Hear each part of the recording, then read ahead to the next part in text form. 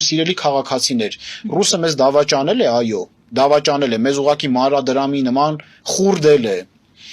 բայց սա պետք է չլինի թիվ 1 խնդիրը, ինչու պետք է մենք ձերբազատվենք նրանցից։ Թիվ 1 խնդիրը պետք է լինի այն,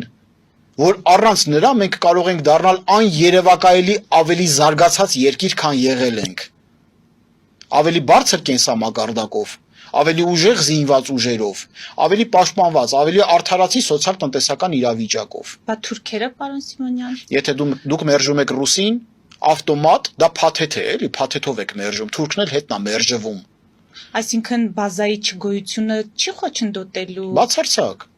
Քանի անգամ ենք մենք ձեզ մոտ հարցազրույց ունեցել ու ասել, որ ռուսական ռազմաբազայի քանակությունը այն կրիտիկական նշանակությունը չունի, որ Էրզրումում տեղակայված 114-րդ զինված ուժերի բանակի տեղաշարժը կասեցնի։ Դա ինքնախաբեություն է, անգամ ադրբեջանական հերոսակա խմբերը